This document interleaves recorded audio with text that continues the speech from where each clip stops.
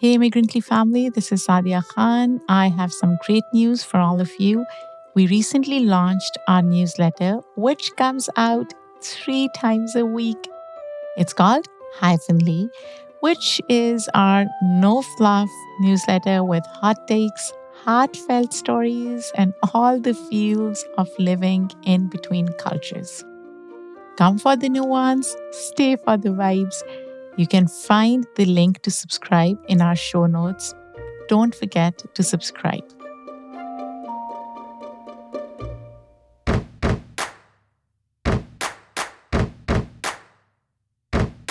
Welcome back to Immigrantly Circle. I am Saadia Khan. Summer's in full swing. People are traveling, recharging with family, maybe just trying to slow it down for a bit. Things may feel a little quieter here at the Immigrantly Hive as well, but that just means it's the perfect time to revisit some of our favorite conversations. This week, I'm bringing back my chat with the incredible Supinder Wraich. When we first spoke in January 2024, her CBC series Allegiance was about to premiere. Fast forward to today, and Supinder's star has only risen higher. She hit the red carpet at the 2025 Canadian Screen Awards in Toronto, where Allegiance was celebrated across multiple categories. And as of this summer, she's back on set filming season 3 in British Columbia. So what you'll hear in this conversation is a time capsule Supinder just before Allegiance became a breakout success. She talks about growing up between India and Canada, finding her voice as an actress and writer, and the messy, beautiful reality of immigrant identity.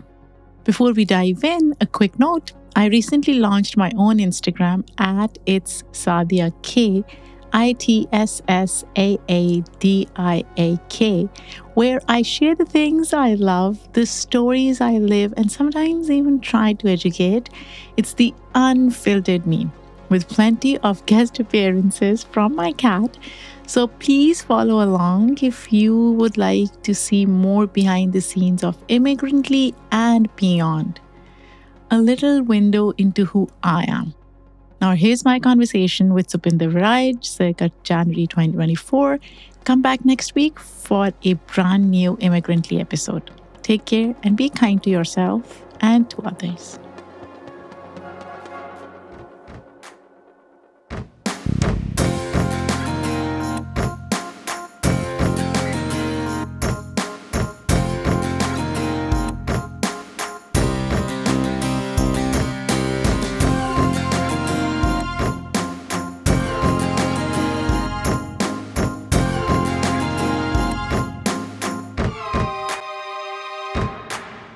Hi, Supinder. How are you doing? Hey, Sally, I'm great. Thank you for having me. I am so excited to have you here, and you look great. I did not wake up like this. I had a little bit of help. You still look great. Doesn't matter if you had help or not. That's a compliment to me and 20 other people. So it seems like you are already having a very busy day today. Yeah, we did e-talk with Sonia Mungat this morning, which was lovely. It's nice to see so many South Asian women because I feel that like we've been in the production vortex for the last 4 or 5 months just making the show. And so now that it's coming out, the poster's out and people are starting to react to it. I think one of the things for me that's just been so special is to see all my brown women. It's really cool that this character, forget that it's me, but that just that she exists and that she's there and that, it's for now, my face is that face. Hopefully there'll be 10, 15 more coming up. And that it's also just not me up there, but in a way, I think the thing that's resonating, it's all of us, right? Like we haven't seen our families on screen before. We haven't had that moment to identify with a character and then have to subtract the fact that her skin color is different.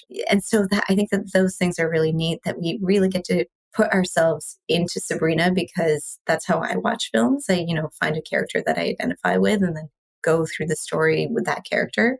Sometimes I'm like, why would you do that? You're absolutely right, Supinder. But this is not the first character you're playing, right? You've played Aksa on Sort Of. Yeah. You've played Suri in 410. I live in New York and I don't have access to all your shows, but I've been watching snippets of them on YouTube. And I'm really, really impressed with your acting and how you immerse yourself into all these different characters. So when I was watching snippets of Aksa and then I see Sabrina, two totally different people. Same person playing them, but very different. And let me tell you this, I watched Allegiance. I loved your acting, but this is probably one of the first cop shows that I watched in a long time. And we'll talk about that, but let's rewind. Let's go back to you growing up in Canada. What was childhood like before acting, writing? It was strange, awkward, beautiful, weird. So I was born in India. And so I moved to Canada with my mom and my sister. My dad was already here when I was 4. So in the beginning, it was a struggle for all of us because my parents were new immigrants and they were working really, really long hours. And the world was just so foreign. Like I grew up in a Bind, right? Like in India, which is like the village.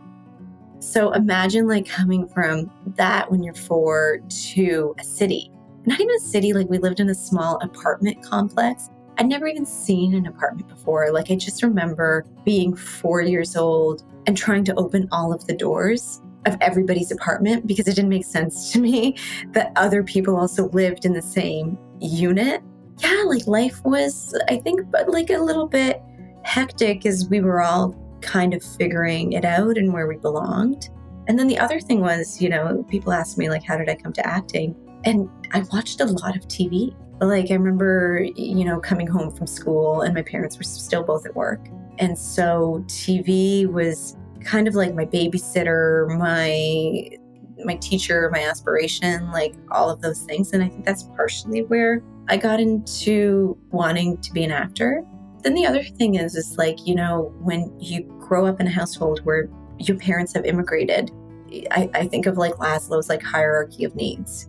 And what they're focused on is putting food on the table and putting, a roof over your head and shelter. Yeah. So the things like becoming an artist and expressing yourself, like I think that the thing that also drew me to acting was I don't remember being allowed to express myself in my household.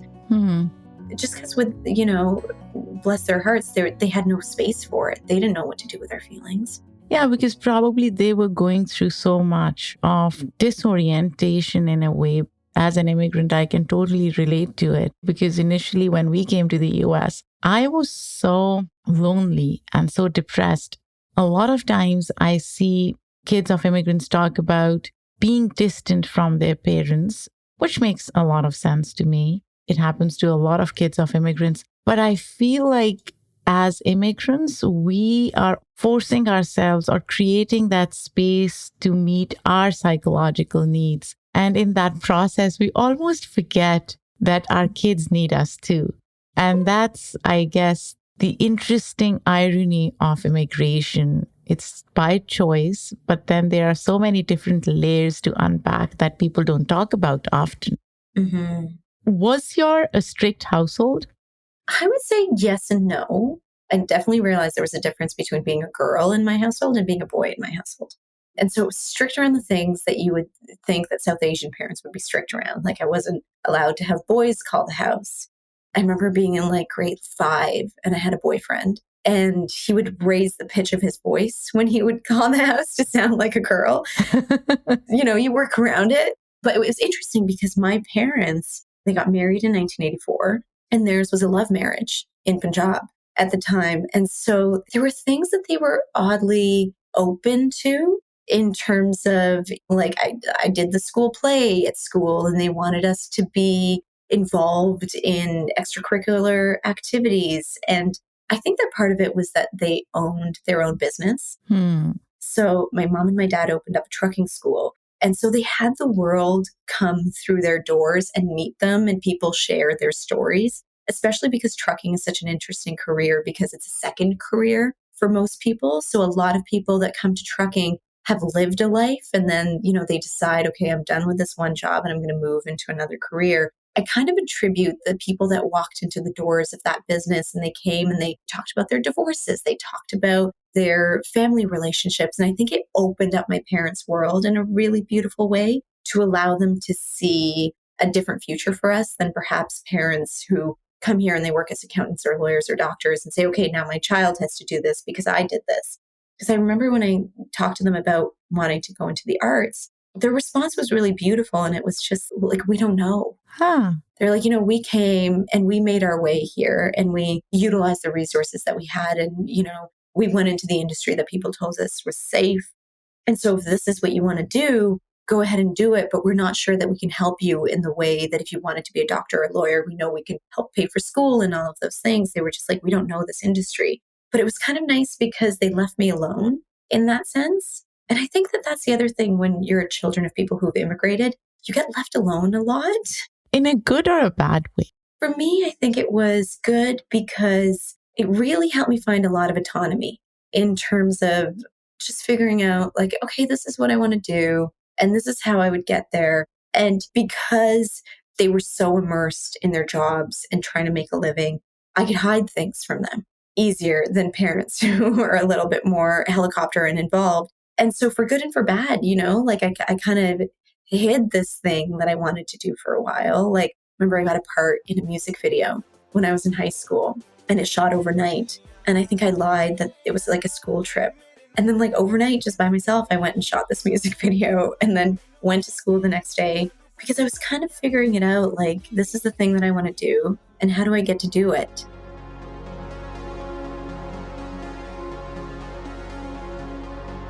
Switha, what was the most challenging part of having those conversations with your parents? I think it's going to make me cry, but I think it was their fear.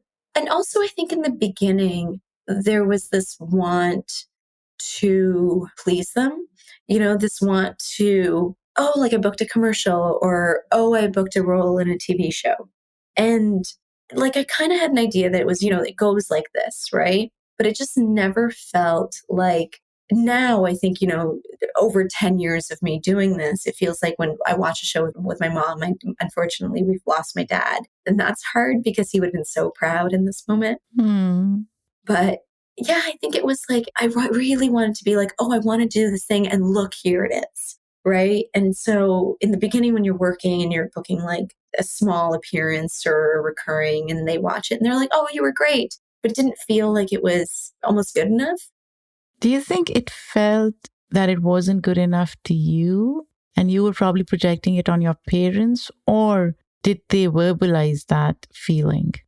No, I don't think they ever verbalized it, but I think that it was like, can you sustain yourself doing this? And I think that that's one of the most difficult things as an artist, because so often you have to have another job so you can do the thing that you love.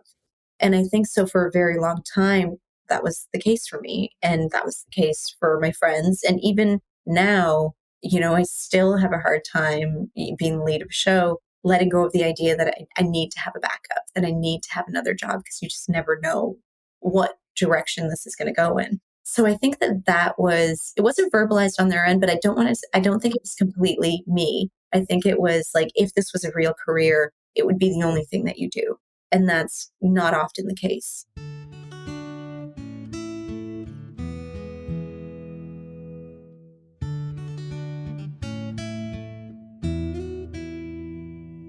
Talk to me about your first audition. Do you remember what it was for? I have not told this story out loud, I think, ever. I'm going to tell you the story. So when I first started acting, I had this agent, and he was not great. He was somebody I probably found on the internet. And he would send me out for auditions, but they were more like cattle calls, not like, nobody was like, hey, we want to see Supinder. It was like, a bunch of whatever. And it's so interesting how far we've come. Because at the time when I started acting, he was like, I think you should change your name. Oh, wow. To what? Did he suggest any names? No, unfortunately, he left it up to me, Saadia. I might have been better off if you had suggested some names. But so I was born in September, and it started with an S and it ended with an R. And so I decided I was going to change my name to September. Oh, wow. Interesting. I don't even know if I auditioned or they like picked me off of a picture or whatever. But the first thing I went to ever shoot was this show. It was a comedy show, and it was called Fade to Brown. And it was a bunch of brown sketch artists that had created this show. I think it might have been a CBC show, but honestly, I can't remember. And so I show up, and the director was a Punjabi man, and I was playing brown girl number 2. And he looked at me and he said, "Your name is not September. And until you tell me what your name is, you're not allowed on my set." Oh my gosh, I love it. So I said, "My name is Supinder." And he said, "Great. Welcome, Supinder." And he said, "Supinder." The way I would say it. Yeah, Supinder. Welcome. But I was so mortified. Why? It was embarrassing, right? Like, it was embarrassing for somebody to call you out. It wasn't even my insecurity, right? It was somebody else's insecurity about my name. You're right. And sometimes we try, especially as a minority, whether immigrants, second gen, third gen, we try to cater to somebody else's insecurities, right? Yeah. Rather than ours. We are almost trying to make somebody else feel comfortable around us. The onus lies on us for some reason. I don't get it why. It's pretty fucked up, but it does. Yeah. Let me be more appetizing or tolerable or make your life easier so I can just breathe here. So I went back to my agent and I said, "I can't do it." And oh my God, like, I have headshots with me as September. Yeah. And so anyways, I said, "I can't do it." And then from then on, I stayed Supinder, and I'm so grateful for it.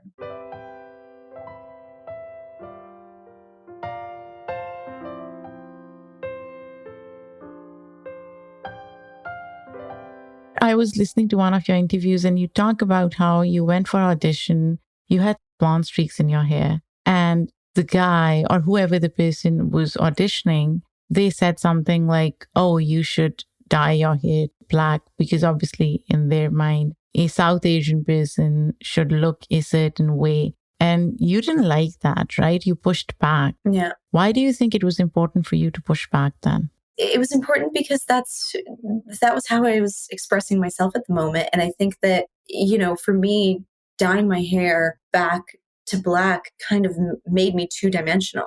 I think I was playing a scientist on that show, and I think they very much were like, "We want a South Asian girl who's smart and like meticulous, and she's a scientist. And for us, because we are lacking in this imagination, this is what she looks like." And so for me, it was like, okay, well, you cast me and my hair looked like this. You bought the entire performance. And so why can't I bring another dimension into this character? Why can't she be smart and be a scientist and have all of these things and also have dyed her hair because she's a whole person and she has a life outside of when we see her within these scenes? Because I think that, like, Aksa, I was so happy to play because, one, I got to keep my hair, and two, she had flaws and she was interesting and messy and allowed to be all of those things. But I feel like so often at the beginning of my career, the characters that I played just lacked a little bit of fullness. And it's interesting because as an actor, like, our job is to breathe life into something that's on the page. And so you think you would want that, but not everybody wants it. Yeah, and especially in, I guess, Western psyche, certain ethnicities look a certain way, right? So to expand that definition for them is challenging. And so actors have to push back. Sometimes they are unable to do it, but you did it. And you did it through 410. There's cocaine in his truck. Charges are pretty severe. He's just a truck driver. He's not a drug dealer. Should probably take that out. Look, if something's up, just tell me so I can help you. I can't do anything if you're hiding shit. And I was so intrigued by it, Supinder, because I've heard of South Asians being in trucking business. My cousin is in trucking business. He lives in California. But I never understood the dynamics. And you explain it so well, but there is a personal connection, right? So talk to me about how this project came about, your personal connection, and generally, what was that process like? Because you're almost bringing your personal and your creative essence together. So thank you, first of all, very much. That show means so much to me for so many different reasons. It started with, similarly, because I grew up in the world of trucking, that I started to hear these stories about a lot of Punjabi truck drivers, because there's so many in our community here. There's 60% of truck drivers are South Asian or Punjabi. 80% of them were being inaccurately or like represented at the border for drug trafficking. It was so prevalent. And I was like, why is this going on within our community? So that was sort of the first question mark that was raised. And then I started to look into it. And from my perspective, I really wanted to explore the story of a father and daughter who didn't have a great relationship. And that, he's presented himself one way, she's rebelled. And then it's this catastrophic event that actually brings them together.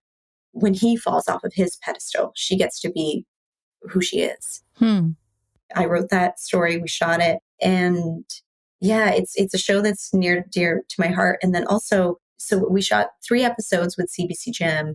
And right now we're working with Vikram Motwani, who did Sacred Games, trying to shop the 1-hour larger version of that show, hopefully for US audiences. Oh, wonderful. I wonder why you chose to lean into that prevalent narrative around truckers and drug trafficking. It was partially because the way the news presented these men, there was a vilification to it. And I'm not advocating for trafficking drugs or anything like that, but I think my curiosity was when I would see these images of these men, they really reminded me of my father. They looked like him. I would see them in court, and there was a discrepancy of, who is the real victim here? I had a lot of pushback on that show. I had a lot of negative comments and stuff that came at me after I shot it. And a lot of that criticism was, at the time Trump was president, and he was spewing all this stuff about, immigrants are criminals and they're ruining our country. And part of the criticism for me was, well, here you are, a South Asian woman, making a show and depicting our community as criminals. And I think in terms of having real equality, why does Marty Byrde get to be a criminal? Why does he get to have all of those nuances as a character? Why do we revere Walter White? You clearly don't know who you're talking to, so let me clue you in. I am not in danger, Skylar. I am the danger. A guy opens his door and gets shot, and you think that of me? No. I am the one who knocks. And as a white man, he gets to be that messy and that complicated, and we love him. But if I try to show my dad, all of a sudden I'm the problem. And it's so true. And I'm so glad you did that, Supinder, because a lot of times minorities in general, immigrants, kids of immigrants specifically, are boxed into this dichotomy of good and bad. Either you're good, and that goodness is defined by Western consciousness, or you're bad, and there is no 3-dimensionality to it. As you said, why can't we be those messy, honest characters? We exist on a spectrum of humanity, and there's always some context behind what people do and why people do what they do. And that is taken away from us somehow. And I'll add to that, because the other thing I wanted to explore was, I think within the context of our own community, especially as women, in terms of being labeled good or bad, you are good if you are obedient. You are bad if you are disobedient. Yeah. And I thought it was fascinating to explore the idea of what if for this woman to be obedient was to be a bad person, was to be a criminal, to help her family and to save her father and to follow in that. I could go on about that show because I'm still developing and thinking about it. And I love those characters so much. And, if you haven't seen it, wait till you meet Nandi. Oh my gosh, I can't wait for you to share the show with me, because as I said, I was like, how can I watch this show? Like, this is the show that I really want to watch. What gives you confidence in what you do? If I understand something, in terms of acting especially, and going back to Allegiance, part of why I was so attracted to this part in particular was because to some degree, Sabrina loses her father. In the inciting incident, her father's arrested and she loses access to him. And when I had auditioned for Allegiance, I was about, I think, 2 years after I lost my father. When I can find the thing that makes me connect to the character that I'm playing, where I can say, oh, I know something about this. And then I can just land in my lived experience of it and lend that to the character. That, I think, for me, I'm always searching for that thing in terms of what do I know about this experience and how do I bring that heart and the truth and honesty of what that means, to see or to feel that. And sometimes I don't know, and you have to wing it, and then I don't feel confident. I just am like, God, I hope somebody buys that because I'm not sure. Legions is an interesting show. I watched first episode and I could tell that there are so many different characters and intersectionality, even within how these characters show emotions, right? Of patriotism, idealism, and even skepticism, right? Because it all comes together for minorities, especially staying within systems and structures and enact change, or to dismantle those systems and structures and enact change. And that's probably something that I think Allegiance will delve into more. Supinder, what's your favorite memory from making this particular show? There's a question that Sabrina asks Vince in the second episode. And I remember reading it because I think also with Allegiance, like the other jump that I had to make was I have immigrated from my own country. Whereas Sabrina's family has been in Vancouver, in Surrey, in the BC area for generations. And so that was like trying to figure out, okay, what does that feel like?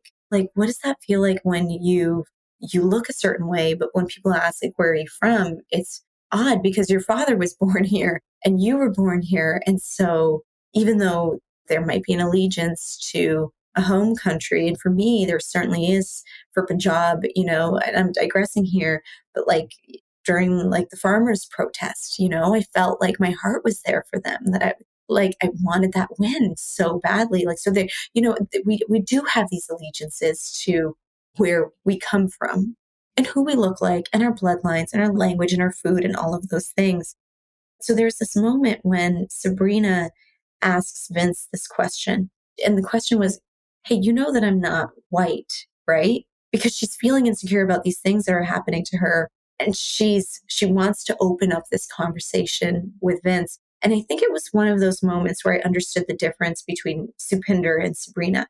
Because when I read the question in the script, I bawled my eyes out. I was just like, how am I going to ask this question? Me, Supinder, who, when I moved here as a kid, was embarrassed about the way my clothes smelled and never wanted to point out the fact that I was different because being different was a bad thing. And here was Sabrina with all of her confidence of her family and being here, that for her to ask this question, hey, you know that I'm not white, right? It meant a totally different thing because she had a level of ease about who she is and where she belongs. And then we get into this discourse where Vince is like, oh, I don't see color. And, we get into all those things. And then it's more of a fun scene to play. But yeah, that was one of my favorite moments because for me and Rico, Rico is so open and he's such a generous actor. And so for both of us, it was really like these two systems, right? This older white man who has been a cop forever. And it's kind of representative of the system being broken, but in a way that like, it's not callous. It's not for want of understanding. He just doesn't understand. He's never paid enough attention to, and then you have this young cop who comes in and, she's got the stink of her father's, everything that's happened around him. She's starting to realize, oh, I am different and I'm being treated differently for numerous reasons. And she says this question like, hey, I'm not white, right? Is brave enough to open up that discourse with him. And I just loved that scene. Have you been able to have that conversation in your personal life now? I don't know that a circumstance has come up in that same sort of way. But do you have that conversation with you? You know what? I had to have it, I think, when I wrote the 410. I really, because like before writing the 410, I kind of had a moment of reckoning, right? Like it was like I wasn't getting the parts. I wasn't getting the parts. I wasn't getting the offers. I wasn't getting the experience to be inside out, you know? And so, and I'll tell you, Saadia, like in terms of having to have a job to support your career, like I worked at my parents' trucking school for years, and it was the last thing I wanted to write about. It was, again, it was one of those things like, oh, I don't really want people to know this thing about me. You know, there's so many walls that we put up to protect ourselves from other people seeing us. Oh, absolutely. Yeah. And that was one of those things because, especially with trucking, you know, it's so associated with being South Asian and Punjabi. It's just one of those. And it's like I didn't want to be out about it. But then you owned it unapologetically.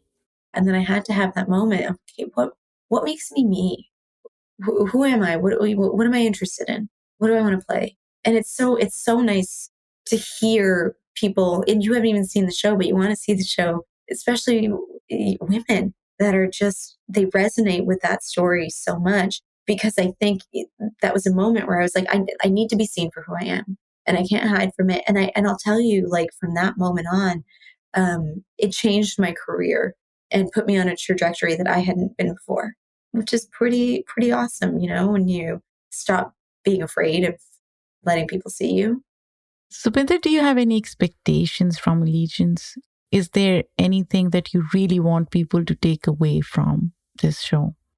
I think that especially for, you know, like whenever I speak to, like in my experience, the Punjabi community, but I imagine the brown community at large, there's always like, oh, you're an actor. Oh, like what is that like? What have I seen you in? You know, like there's those kinds of conversations. And I think just to be up there on a poster, our face, my face, I think that there's a belonging in terms of that representation where, you know, whether you're somebody like Sabrina and you've been here for generations and you haven't seen yourself, or whether you're somebody who's come here recently and you look up that poster and you're like, oh, like the Canadian Broadcasting Company, right? The CBC is representative of all of the people who live in this country, has made a show about somebody who looks like me. I must belong here. There must be a space here for me. What does belonging look like to you? How do you define belonging? I think it's that like comfort. I think there's a comfort in belonging where you don't have to do that thing. You don't have to change your name. You can be sitting across somebody at a lunch table and, you know, unfold your roti and your sabji. And you don't have to sanitize your stories. Yeah. Because a lot of times we're expected to do that. Just let's leave all the inconvenient truth, all the messy conversations out. We don't have to do that, right? I hope so. I mean, the messier we can be, the more equal we can be.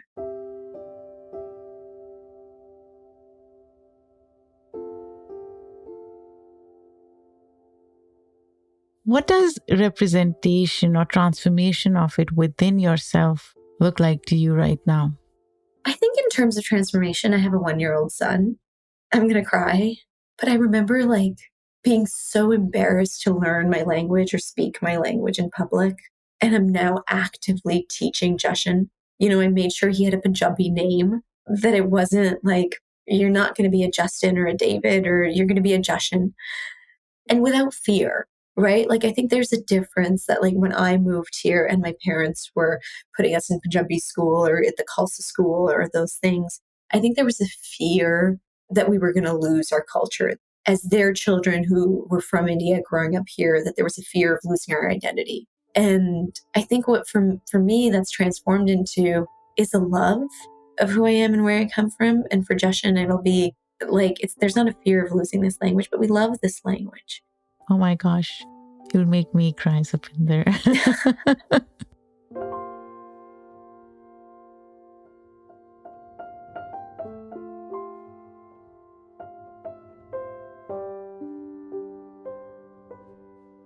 What does representation in the entertainment industry look like right now, especially in Canada? I think it's changing. I really do. I think I'm really hopeful about the content that we're creating. I did an interview with Didi Hood, and then I saw that they were promoting Late Bloomer, which is Just Rain's new show. And my friend Agam Darshi is on Sight Unseen, which is a CW show. And she directed an episode of Allegiance. And so it's changing. There's more opportunities. There's more interest. I think we're moving in a hopeful direction. So the show is slated for February release, Supinder, right? February 7th. We are recording this in January. Can people in the US watch it? Well, hopefully we will have some information about US, international, where people can see the show outside of Canada. But right now it is February 7th release date on the CBC, Wednesday nights at 9. So normally I ask my guests to define the United States of America in a word or a sentence. I'll ask you to define Canada. What I love about being Canadian is that being Canadian feels malleable. You know, I remember growing up in school and being like, oh, the US is a melting pot and Canada is a tossed salad. That's kind of just... We're trying to shift away from melting pot. Not a great descriptor. I don't know why people use it still. Yeah. Well, I think there's an assimilation that happens in the US a little bit more so than my sense is that it happens in Canada. I would say that even in terms of our political system, like Punjabi is the third most spoken language within like our political system in terms of MPs and representation. And so I do think that, you know, the people who are diverse, the people of color, the people who are not from this country, there's a shaping of this country that I feel is possible here, but I haven't lived in the US. This was so good, Supinder, and I'm so excited for your new show. I can't wait. Best of luck for Allegiance. I'm sure it will do really well. Come back on Immigrantly. I want to talk to you about so many other things. Like we could have talked about sort of, but we didn't. And I'm sure you'll be doing a lot more shows. So would love to have you again. Oh my God, Saadia, this was so lovely. Thank you so much for your thoughtful questions and your genuine interest. Like, you're such a good listener. You just have an ease about you. It was so comforting. Thank you very much.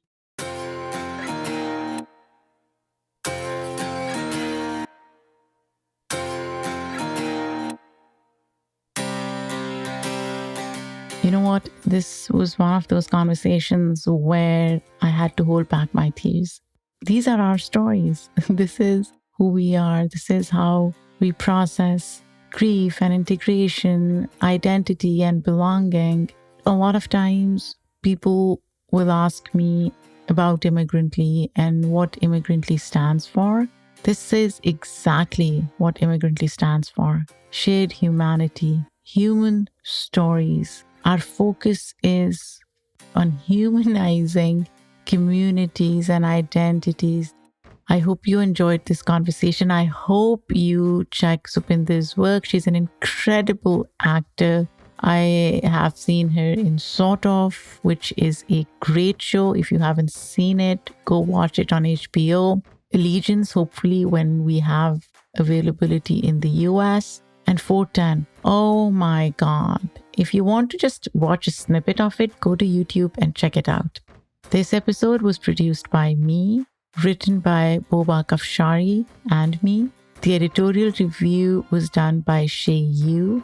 Our sound designer and editor for this episode is Hazik Ahmed Farid. Immigrantly's theme music is done by Simon Hutchinson. Come back next week when I bring another incredible story to share with all of you. Take care.